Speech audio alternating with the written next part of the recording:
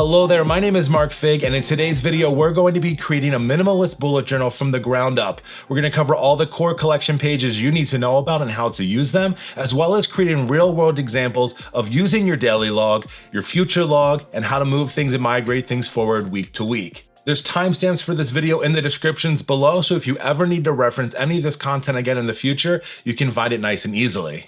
I want to thank today's video sponsor, Tiefossi Stationery, who supplied this beautiful bullet journal for us to use today. You can check out more of their notebooks, journals, and stationery over on their website, tiefossi.com. And at the end of this video, I'll let you know how you can win one of these notebooks for yourself. They sent along a box of stationery for us to check out, so let's take a look at that and then get started with their bullet journal. All right, let's open up our Tiefossi package and see, all that's what's inside of here. First in the box is gonna be all their social media, so make sure if you're interested in following them more, you do at Tiefossi Stationery. The Instagram one is gonna be really important. Towards the end of this video, I'll talk about a free giveaway that we're going to be doing for one of these notebooks. On the top here, we have some washi tape, a lot of different styles inside of here. All of these you'll be able to get over on their website as well. We've got a whole really cool galaxy looking piece on here. We'll find some ways to use this inside of our setup today. We have our notebook. This is going to be the star of the show. We'll be talking more about this in details in just a second before we set it up. And we have some other goodies inside of here. This whole little packet has a bunch of flags and tags and sticky notes. I've never seen one with tabs before. I like this a lot. Ooh, and we got some other goodies.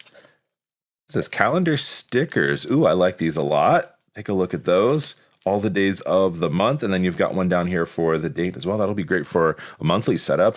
And then stamps. We've got fun stamps inside of here. A whole coffee setup here. Maybe we'll set up a weekly later on with some creative setups and have some fun. The notebooks are always the star of the show. That's what we're writing everything inside of. So this is Tiefossi's hardcover Moon Butterfly notebook. It's an A5 size dot grid notebook. We'll be talking about the paper in just a second. This also comes in black, purple, gold champagne, as well as silver. And as you see here, they have nice gold foil and a beautiful design on here. Really nice spine design. I'm finding this to become a really popular thing inside of the bullet journal community now, where the spines have fun designs on them too, because when they're sitting on your shelf, you want to be able to see the pretty design. Inside of here, we have one page holder. We also have some fun little stickers here. I'm assuming maybe to put your name on the nameplate here. You see the designs carrying throughout the notebook, and we open it up right to page 1. Love that it has page numbers. That makes a really big deal. And this paper feels very different. So this is a lot different than anything I've used before. It's 140 GSM paper, A-grade pulp, and I think the big difference with this is that it's coated as well.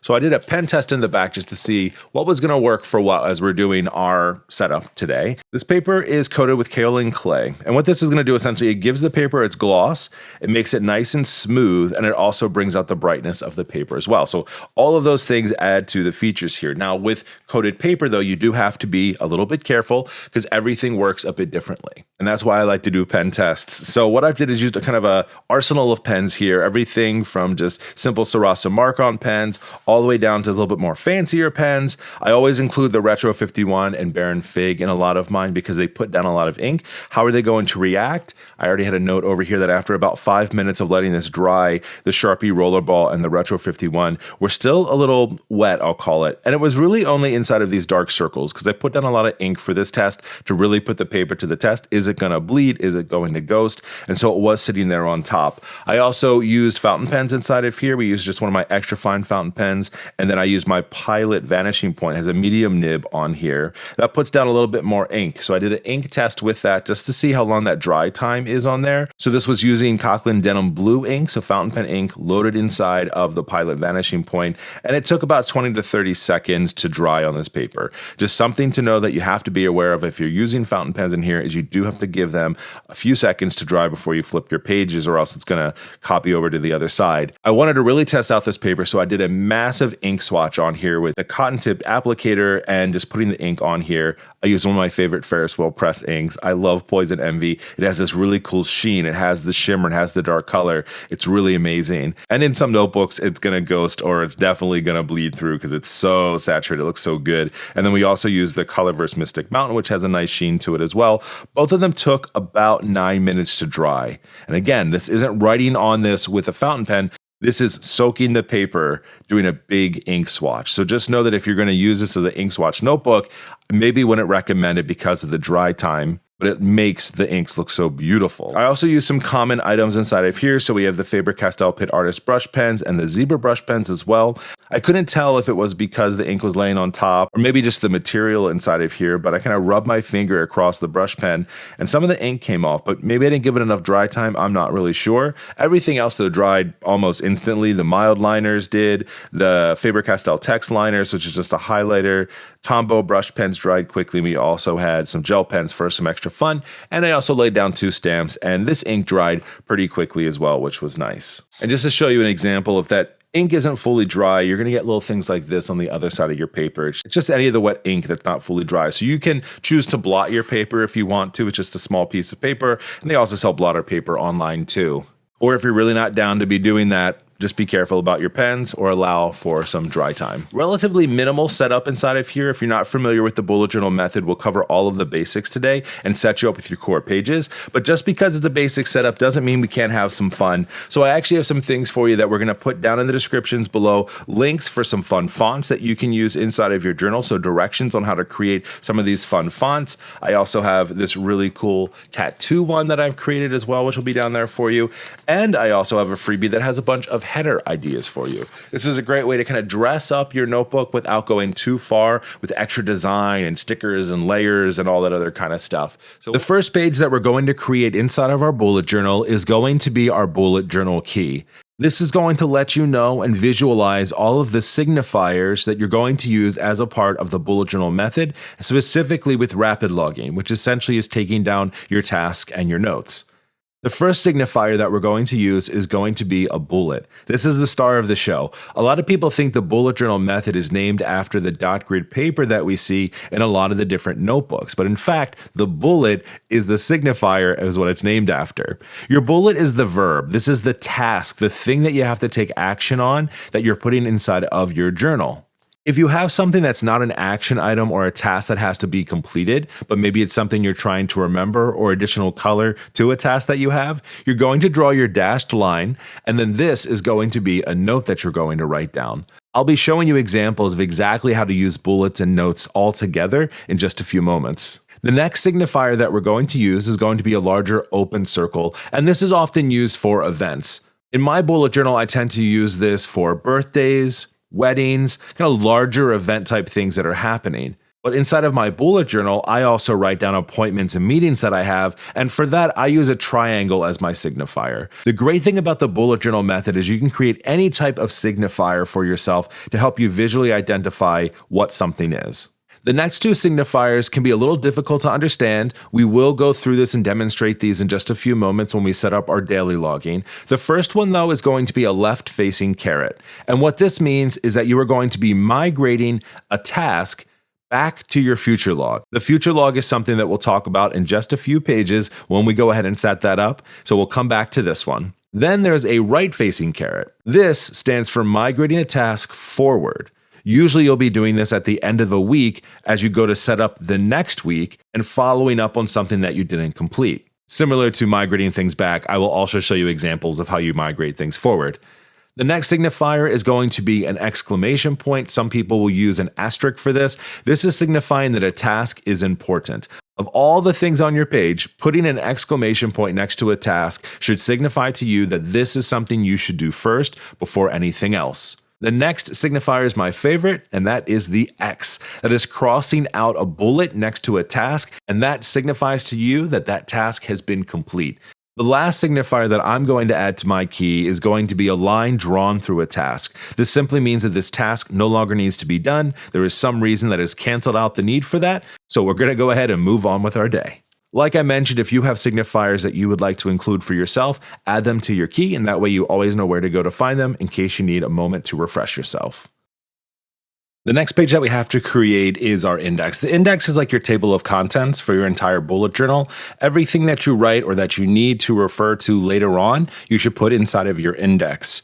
The great thing about having a notebook that already has page numbers is you don't have to write them in, and you can easily reference those page numbers. So in your index on the left-hand side, you can put in the title or the topic of the page, and then over towards the right a little bit more, you're going to put in your page number. So in this case, we'll go ahead and put our key, which is on page 1, in here first, and then as we go throughout the rest of our bullet journal and set it up, we'll continue to put things back inside of our index.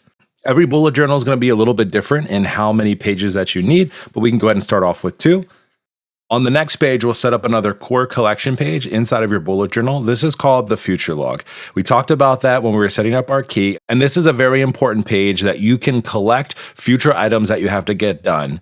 When you're using the bullet journal method, you're looking at things on a day-to-day or maybe a week-to-week basis. You're not really always able to plan ahead inside of your dailies or your weeklies, so you bring them back into your future log if there's something you have to think ahead on. You can also put birthdays inside of here, appointments, anything that you really want, and then you'll refer back to this page when we set up our monthly overviews. We're going to set up a really quick and easy one today, and what we're going to do is go ahead and split our page into thirds vertically down the page. Easiest way to do that is to count how many squares you have and then divide by 3, and you'll find yourself a good mix. We're going to create 3 on the left-hand side and 3 on the right-hand side, giving us a 6-month view. Something to pay attention to is that if you are setting up your bullet journal for January, then your future log will start in February. We're going to set up a January overview for ourselves to get ready for the month, so you don't also need to add it here to your future log. So just always think about that. When am I starting my bullet journal? Your future log starts with the next month after you start. I'm going to get a little bit fancy over here, and what we're going to do is just use a mild liner and draw vertically down the page, and then I'll go ahead and write in each of the months just towards the center of each of these, February through April on the left, May through July on the right-hand side. Once we're done with this, we'll go ahead and add it back to our index over here, so we'll write in future log, and that's going to be on pages 4 and 5. The next page will be our monthly overview. There are a lot of different ways to do this, but I'll show you one of my favorite ways. The first thing we're going to do is write the title of the month in the top corner. We'll go ahead and use this tattoo font that I created that you can also download if you'd like. Down in the descriptions below will be that link. So we'll go ahead and write in Jan for the entire month of January. And then over here on the left-hand side, what we're going to do is write the dates of the month, in this case 1 through 31. Those are going to go all the way down the page, no breaks. And then next to that, we can write the days of the week. January 1st starts on a Monday. This page is really useful if you want to add things like events, dates, if you're pulling things from your future log as well to plan ahead. And also something that a lot of people don't know that you can and you should do inside of here is to write down things that have happened instead of what's going to happen. So if something exciting happens on a day and you want to remember that, you can always move it over here to your monthly overview page with your calendar and add a little reminder. Over on the right-hand side, you could do whatever you'd like over here. People sometimes will do their monthly trackers, any type of journaling. What I like to do is just split that page in half, and on the top section, I'll focus on intentions, and then on the bottom section, I'll focus on reflections. Journaling can be multiple pages of feelings and thoughts and anything else that you want to express, but it also doesn't have to be that. And intentions is just what you're looking forward to for that month. In a way, you could think about it manifesting good things for yourself, reminding you of what has to get done that month and maybe what you want to focus on. Then when you're completed that month, I will always come back to this page and I'll write a few lines about my reflections. Did things go as planned? Did I experience anything that I want to remember for later on? And maybe what can I do differently if something didn't go as well as I wanted it to?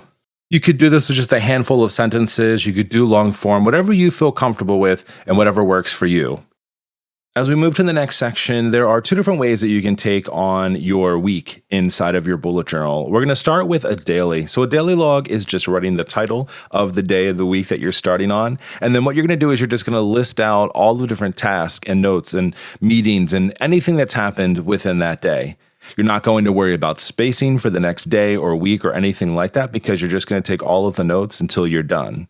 We'll create a real quick header up here from Monday, January 1st. And then our very first task we're going to write down here is going to be taking down the holiday lights. This doesn't have to be something that you're necessarily doing on that day, but it's something that comes to mind. You're jotting that down. You're just reminding yourself that you have to do it. Our next task is going to be a work-related task. We need to email Steve the past quarter review. Then what I'm going to do is underneath of that is write myself a note. This is called nesting as a part of the bullet journal method. Nesting is just tucking something underneath of a task or a note, and a lot of the times it may be subtasks that you have to do. We're going to go ahead and take a note and just remind ourselves that we're emailing Steve the Q4 2023 review. The next task I'm going to put down here is putting together a 23 in review deck. That's a lot of work to do as a part of this. So underneath of this, I'm going to go ahead and nest in 4 different tasks. Each one is going to be to review the previous quarter before I complete my big one. Once I completed all of these individual tasks and I put everything together for this review deck, that's when I would then cross off this major task up here. So let's pretend as I go throughout my day, I go ahead and I complete my first 2 subtasks underneath this larger one. I've gone ahead and I've emailed Steve what he needs to get done, but I haven't taken down the holiday lights just yet, and that's totally okay. Each individual task does not necessarily mean it needs to be completed that day. Later on the day, I hear from my boss that the mid-year reviews are going to be due in June. I'm making a note of this right now as a task that needs to get done as I'm going throughout the day. I'm not going to necessarily shift things around. You just want to kind of focus in where you are because we're going to move this as we move into the next day if we need to. So let's go ahead and set up for Tuesday. We'll just follow the same thing that we have here. If you want to, some people find that rewriting things over is helpful for them. But in this case, since this is just going to be throughout the week, I don't necessarily need to move anything here to the next day because, well, I can still see it. But this mid-year review that's due in June is not something that I need to worry about right now. So I'm going to go ahead at the end of my day, and I'm going to go ahead and migrate this back into my future log. So what I can do is I can go over to my future log, and I'm just going to make a little task here just to remind me when I get there. I'm not crossing it out to say that it's done. I'm not Xing it out because it's not a done task, but I'm using this migration symbol to let me know that I've already gone ahead and migrated it back to my future log. Let's go ahead and say we're finished out our day now, or just about to move on to the next day. I'm reviewing through things that were done. I made a task that I needed to add the kids' winter sports to our family calendar. Haven't done that yet. I need to send Project Alpha updates to Stan. I also need to email Kira about the TPS reports. I didn't get to that just yet. And I made a note here just to remind me that that email has to do with the fact that she needs to get those done on a bi-weekly basis. So sometimes it's little notes like that are just helpful reminders for yourself. Otherwise, I go to email Kira and totally forget what I was emailing her about. This next task was one that I got from a coworker that said, hey, we're running out of printer paper. Can you order more? But later on in the day, they actually went inside of the supply closet and saw that we had 6 reams of it. So I actually don't need to do this. So this is a good example where I'm going to go ahead and just draw a line through. It's just letting me know, don't worry about this anymore. It's not crossed out because it's not something that I did. It's not moving around. It simply no longer exists in my brain because I put a line through it. So you've made it through your first week in your bullet journal. Congratulations. There's a lot going on here. But as I get down to a Friday, this is where I start to plan for my weekend. And then I also start to plan for the week ahead. And I'll go ahead and start to take a look through if there's anything that I need to do for this weekend. So I'll start over here at the top. I need to take down my holiday lights. This isn't something you have to rewrite every single day, but sometimes I like to give myself day-specific tasks to do. So what I'm going to do is go ahead and rewrite this note down here in the corner. And then over here, I'm going to draw the forward migration symbol. This is just to let me know that I've migrated this forward in my timeline. And as I'm visually scanning down this page, I can see that there's not going to be anything left open for me to do. So I've completed all of my subtasks here for our 23 review deck. However, I didn't do it itself. This is something that I'm going to have to migrate to the future for next week after we set up that weekly. I've gone ahead and moved this back to my future log. I haven't added the kids' winter sports to the family calendar, so I'll go ahead and mark for me to take care of that this weekend as well. I'm going to add a note underneath here as well. So over here, I marked that Lauren had emailed that to me today. However, when I go to take care of that later on in this weekend, I'll have to remind myself when. So I'll know that it was an email from Lauren, and I got that email on the 2nd. I'll go ahead and mark that I migrated that forward as well.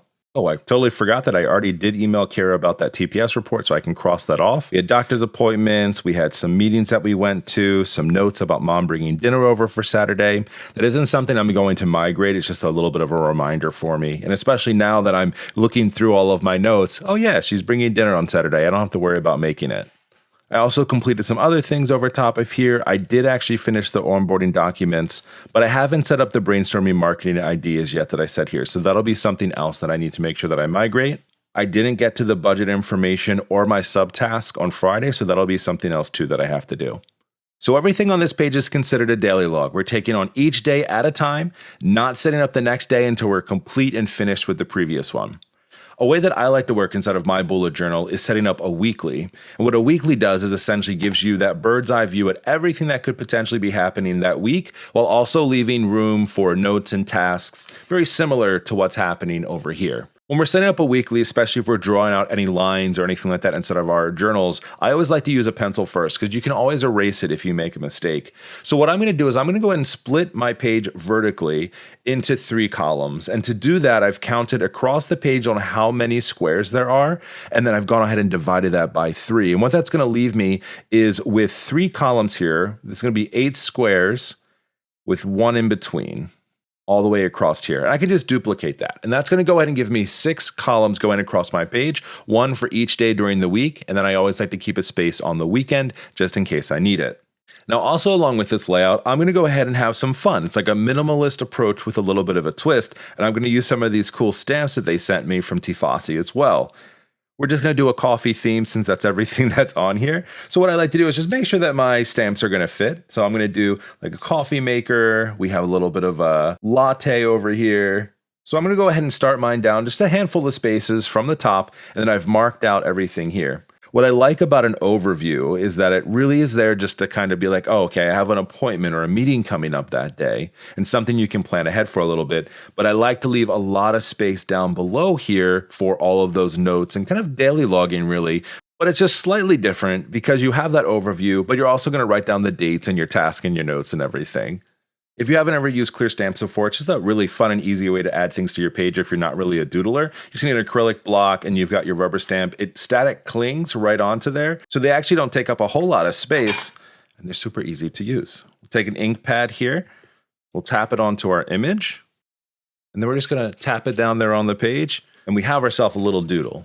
Let's go ahead and do the rest of the week. If you're not about this creative life, that's totally okay. You can still set up a weekly really nice and easily, setting up your boxes and just writing the dates across. You could also certainly include some of the things we learned with different fonts and different header styles and things like that too if you wanted. Now that we have this weekly set up, I'm going to go back to that previous week because now I want to start to migrate more of these tasks over as I get myself up and running for the day. So the first thing I need to do over here on this side is add the first day of the week, which is Monday the 8th. This doesn't have to stay inside of this column if you don't want to. I would treat this just like any other weekly that you have, even if it has to go onto the next pages. It's absolutely okay. We're just setting this up just to have some fun. So let's go back and take a look through everything we need to migrate over. So now I've done all these previous tasks. So the only thing I need to do this week that I didn't last week was put together the 23 review deck. Once I've written that down, I'm going to mark that I migrated it forward. I'm going to move over this brainstorming marketing ideas information, as well as this budget project that I need to do as well. For this one here, this task had subtasks, not just notes, and I've gone ahead and marked that all of them were migrated forward. The reason I'm doing this is that because you can finish a task, or maybe a subtask isn't needed right away and you want to plan for it for the future, that could certainly move to your future log if you needed to, but I just wanted to mark that on here just to show that I moved everything here to the future. One thing I like to do before I completely move into the next week is just to make sure that I've written down everything I need to follow inside of my index.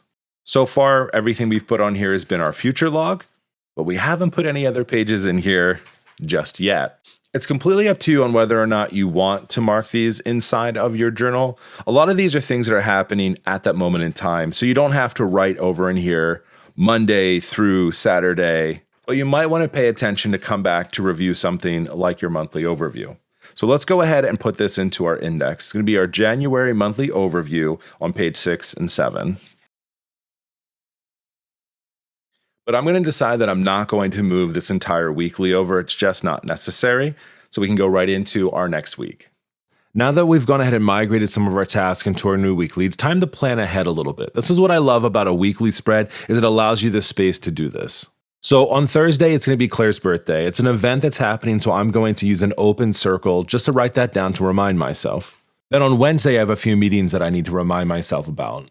We have a design review meeting in the morning, and I'm also going to make myself a task that I need to update that deck before I get to Wednesday. So I'm going to put that inside of this top section as well.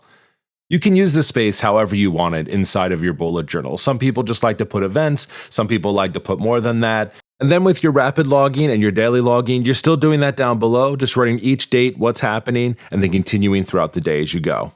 You're going to work through this page the same way we did the previous example, and then you're going to get to the end and you're going to run those same rituals that we did. We'll go ahead and pay attention to all the tasks that have happened, review through them, mark them off if we forgot to, and then we'll decide whether things need to go back into your future log for a future date, or decide if it needs to migrate to the following week after you set up that weekly. I wanted to also show you some examples of things that you can keep inside of your bullet journal, like specific collection pages. I've created 2 here, one on each page. The left-hand side is a coming and going. You can use this for project planning, thinking about moving into a new journal, or this could be used during spring cleaning or when you're moving homes or something like that. It's just a really great and easy collection page to set up. What am I taking with me and what's not coming along?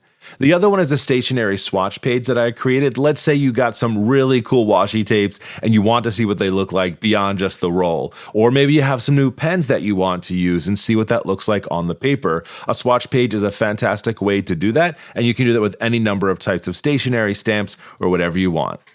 Once you create those collection pages, it's always important. Let's make sure we take them back to our index. So our coming and going collection is going to be on page 12.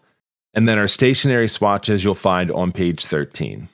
The last thing that I want to review with you today is a term called threading. And what threading does essentially is connects pages throughout your bullet journal. Because you are not going to be able to predict how many pages that you're going to need, especially if you're going to use a collection page like this to keep all of your notes together. In this case, we have our weekly design meeting notes on page 14. And since that's a weekly meeting, that doesn't fill up very quickly, but I needed to create a new one-on-one page for myself and Andy, which happens on page 15.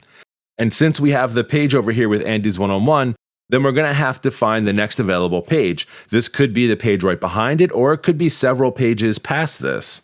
What threading is going to do for you is visually let you know what's the next page that you have those notes on so you can find them quickly.